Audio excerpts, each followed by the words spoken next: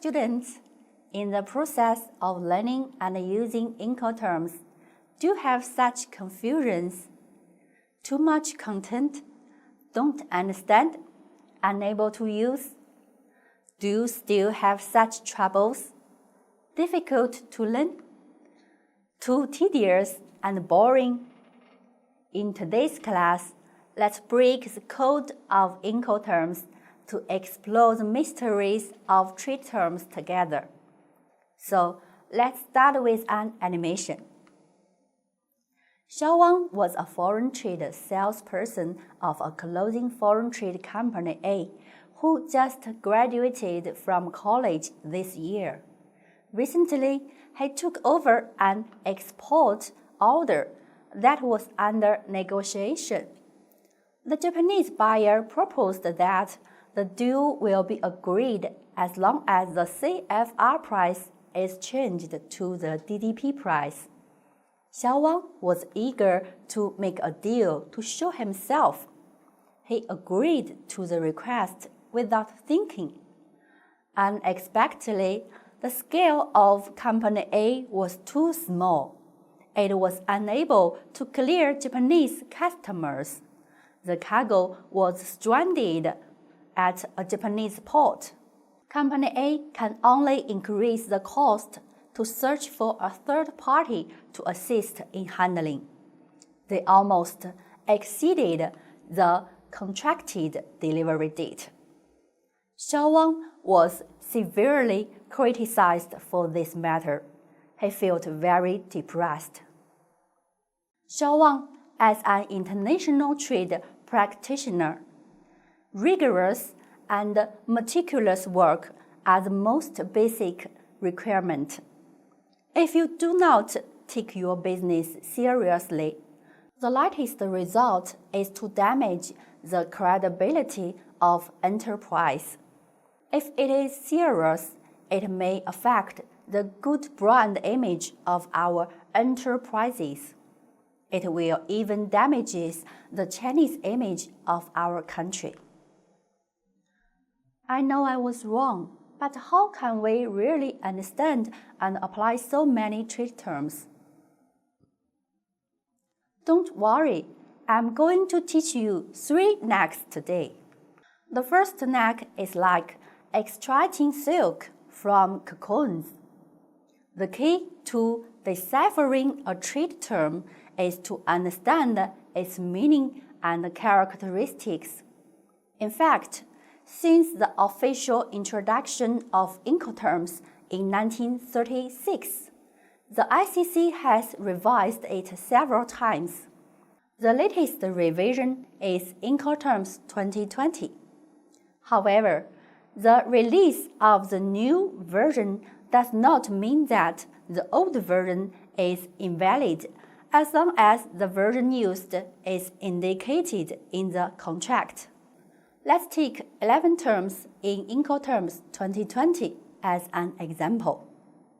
Although each trade term has only 3 short letters, it implies 4 elements such as risk, responsibility, cost, and transportation. Risk refers to the demarcation point from which the buyer and the seller are responsible for the goods, respectively. The risk is transferred only at the place of delivery. This transfer point may be in the seller's warehouse, at the first carrier port of export, alongside, on board, or at destination, etc. Responsibility refers to the respective responsibilities of the buyer and the seller. It consists of 2 parts. Part 1 is the basic responsibility of both parties common to all terms. For example, the seller needs to issue a timely notice of shipment and complete the inspection of the goods in time, etc. The second part is specific responsibilities under different terms, including who is responsible for buying insurance, who is responsible for shipping, for import, and export customers' declaration, etc. Costs and responsibilities are relative. They mainly refer to the cost content borne by both parties and their respective responsibilities, such as the cost, freight, insurance, import and export customers, declaration fees, etc. The last one is the mode of transportation. As maritime transport accounts for the vast majority of international trade, there are some terms which are specially suitable for maritime and inland waterway transportation. The remaining terms apply to any mode of transportation. Let's look at these four elements using CIF as an example. Let's start with risk. The goods complete the transfer of risks and costs on board the ship of the exporting country. In terms of responsibilities and expenses, since CIF includes insurance and freight, although the seller has completed the delivery, he also needs to bear the freight and insurance to the destination. Finally, from the perspective of transportation methods, delivery on board cannot do without a ship. CIF can only be used for maritime and inland water transportation. The second neck, permutation and combination. On the basis of understanding the connotation of trade terms, we divide the terms into four groups according to their initials. According to the delivery location and cost structure, we arranged the trade terms on a diagram. First up, Group E, EXW. This is a term that minimizes the seller's risk and responsibility. Next group is Group F, FCA, first carrier delivery, FAS, free alongside, FOB, free on board. Group F terms are characterized by the fact that the place of delivery is in the exporting country, and the seller is only responsible for the risks and expenses before delivery. The third is Group C. The typical feature is that the risk and cost transfer points are separate. That is to say, although the seller has completed the delivery and risk transfer in the exporting country, it needs to continue to be borne the freight or the insurance premium to the destination.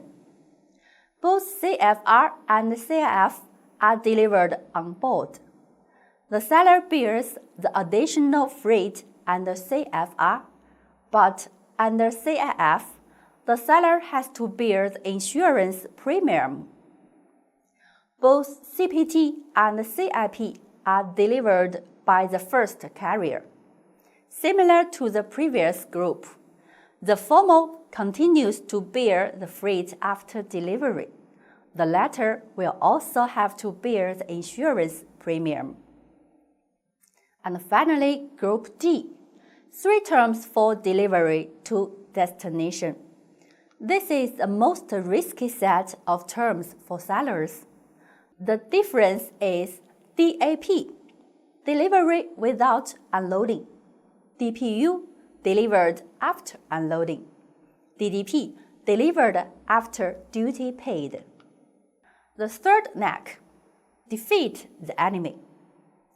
Let's look at how to choose the right trade terms in practical trading from the seller's perspective. First, consider the transportation conditions. If you have the ability to transport it yourself and it is economical. When exporting, you can consider using CIP, CIF, or CFR, because these terms include shipping costs, and the seller is responsible for handling the transportation. Why not do it for self-production and self-sales? Second, consider the characteristics of the goods. Different goods are suitable for different transportation modes. If water or ocean transportation is used, preference should be given to FAS, FOB, CFR, and CIF, because these four terms can only be used for water transportation. The risks and responsibilities in the delivery process can be more carefully divided. Third, consider the freight factor. Due to the frequent fluctuations in freight rates on international trade routes, if the freight rate is likely to rise, then try to export according to the terms of Group F. They can better avoid losses caused by rising freight rates. Fourth, consider transportation risks. If the shipping time is long, natural disasters, accidents, even destabilizing factors such as war could all come to you. In this case, try not to use Group D terms, because the cargo only be delivered at the destination. Risks during long transportation can only be borne by the seller. And finally, consider whether the import and export customs clearance procedures is difficult. If the seller is unable to clear customs in the importing country, or the customs clearance requirements of the importing country are higher or take longer, then don't choose DDP rashly like Xiao Wang. Because under DDP, the seller needs to be responsible for the customs clearance procedures of both parties. Dear students, in this class, we correct the Incoterms code with 3 tricks. Understanding the components of trade terms, master the characteristics of trade terms, learn how to choose the right trade terms in combination with the actual situation. Here we go. Let's check the learning results. Please scan the QR code on the screen to practice according to what you learn. Thank you.